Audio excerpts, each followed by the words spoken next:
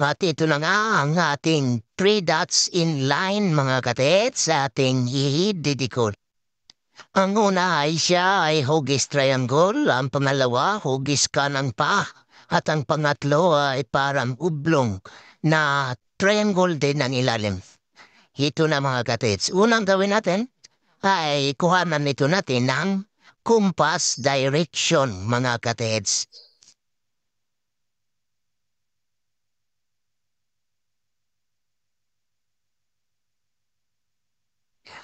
Ang kanilang compass direction mga katets ay 210 degrees southwest at baka simot 30 degrees northeast. Hindi po tayo kumukuha ng compass direction sa mga treasure hunting book mga katets at lalong-lalo na hindi tayo sumusunod kung ano ang nakikita natin dyan sa internet. Ang sinusunod nating compass direction ay yung nasa actual mismo na makikita natin mga katets. Itong pangalawang dot mga katets ay nakalagay siya sa hugis box na hugis ng batong ito mga katets. Ibig sabihin mga katets dahil hugis ka ng pa siya na maliit, nandyan lang sa harap mismo ang deposit mga katets. At itong dot naman sa bandang southwest ay hugis oblong at merong triangle sa ilalim mga katets. So mahirap din natin makita yung marking niya nasa ilalim yung triangle mga katets. Kaya lipat tayo dito sa kabilang dot sa bandang northeast mga katets. Ito ay hugis triangle mga katets. So ito ang madali lang hanapin. Ibig sabihin, merong marking doon na naka-triangle or mga bato na hugis triangle talaga mga katets. Okay, tingnan natin ang compass direction na 30 degrees northeast kung saan babanda tayo pupunta mamaya mga katets. Para doon natin hanapin yung marking na nakalagay dito na hugis triangle.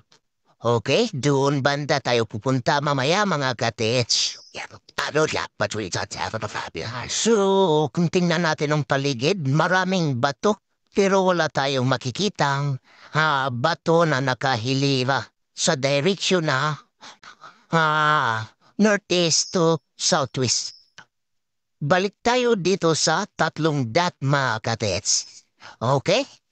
Ang sunod na naman natin gawin ay kuhanan natin ito ng sukat mga katets.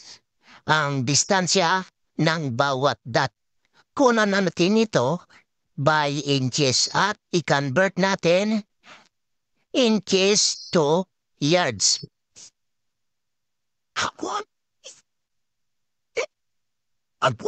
Mula dito sa gitnang dot papuntang southwest na dot ay meron itong 6 inches mga katets. At mula naman dito sa gitna papuntang northeast na dot ay meron ding 6 inches mga katets. So tingnan niyo mga katets. Ayan. Magkapareho ang sukat nila mula dito sa gitna. At ngayon dahil nasukat na natin ang distansya ng bawat dot na ito mga katets, ay convert na natin ito into yards. So dahil ang gitnang dot na ito ay nasa loob ng batong ito, so dito tayo mag-umpisa sa batong ito, papunta doon sa direksyon na northeast. Ito, 5 feet. 10 feet. 15 feet. 15, 16, 17, 18. So, nandito ang 18 feet mga katets. Tingnan nyo ang nasa harapan natin. Hugis triangle na bato. At ito meron ding maliit na hugis triangle din na bato mga katets. At itong dalawa ay nakaplastada na hugis triangle din ang dalawang bato ito mga katets. Pero nakikita nyo, meron siyang ROA. Yan. So pag ROA mga katets, alam natin na yan ay nagtuturo papuntang deposit. At ang maliit na bato na ito mga katets ay meron din siyang arrowhead mga katets. So pag arrowhead naman, ay nagtuturo din yan ng direksyon papuntang deposit. Tingnan nyo mga katets. Ito. Ayan o. So, merong tapyas, putol. Ibig sabihin, merong deposit sa unahan. So kung saan nag-abot yung ROA at saka arrowhead ay nandun ang center ng deposit. So ang deposit ay nandito lang. So ngayon, dito na tayo mag-final sa pagkuha ng compass direction, load to load na mga katets. Dahil from northeast to southwest ito, ibig sabihin, ito ay may 258 pattern mga katets. So galing dito sa isang load, tingnan natin kung saan dadaan ang compass direction na 210 degrees southwest. At mula sa deposit na ito, dito na tayo magsukat ng final na sukat na 6 yards or 18 feet. Kaya, umpisahan na natin mga katets.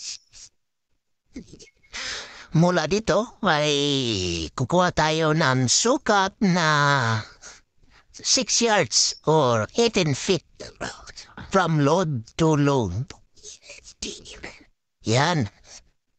Diretsuin lang natin ang compass direction na 210 degrees southwest. Never change. Okay, doon ang 5. Deep breath. 5. 10. Pasensya na mga katets kasi wala tayong kasama. Nahirapan tayo pag nagsukat-sukat pa tayo. 15. Yan, 15. At galing dito, 3 feet pa. 16, 17, 18. Ayan mga katets. Hanggang dyan ang 18 feet. So, i-confirm natin bakit dito pangalawang load katets na naka 258 pattern. So, dito nga yung sukat natin na 18 feet. So, ating tingnan kung ano ang meron dito sa paligid niya. What a wild. So, ito mga katets, nakikita natin ang batong ito ay merong walling. So, ibig sabihin, yan ay borderline na at di na tayo pwedeng lalagpas doon. So, makikita natin mayroong mga matatawag din nating ROA. Pero itong isa, babangga siya sa batong ito. At dito naman mayroon ding ROA, pero babangga din dyan sa batong yan. At ito sa gilid naman mayroon ding ROA na babangga din sa batong yan mga kadets. So, hindi yan ang ROA na hinahanap natin. Ito mga kadets. Ang ROA na ito ay malaki talaga na parang highway talaga at diretso yan dito sa deposit. So dahil nandyan ang borderline sa gilid, hanggang dito lang tayo kaya dito ang intersection ng borderline at ROA. So ibig sabihin, nandito ang load. So ganun lang mga katets at mula naman dito ay susukat na naman tayo papunta doon sa southwest ng 6 yards pa rin. Equivalent to 18 feet na. 5, 10, 15, 16, 17, 18. So, ito mga kadets, nandyan ang pangatlong load na naka 258 pattern mga kadets. Ito rin ang palatandaan. So, ang marking nila dito na ginagawa ay pabalik-balik lang. ROA, arrowhead, at saka yung nandun ay burger line. Ha? So ito, ang ginawa nila arrowhead mga kadets. Ayan, no? Letter V na nakaturo dito. At dito sa arrowhead na ito ay merong maliit na heart. Ayan. Ha? Meron siyang mga dot. Ah, yan mga kadets. Ayan. At dyan sa gilid ng arrowhead na yan ay meron ding arrowway. Yan, nakikita niyo mga kadets. So, arrowhead, arrowway, pabalik-balik. Alam niyo mga kadets, meron akong nakuhang bakal dito. Ito, pinupok ko siya sa bato na basag siya. Diyan siya galing mga kadets. Diyan. Anit. Yan, kinuha ko siya dyan. Sa parang butas ng bato. So, dahil nasa southwest na ito mga kadets, meron talaga silang marker na metal mga kadets. Yan. So, ganun lang kadali mga katets. Maraming salamat sa panonood.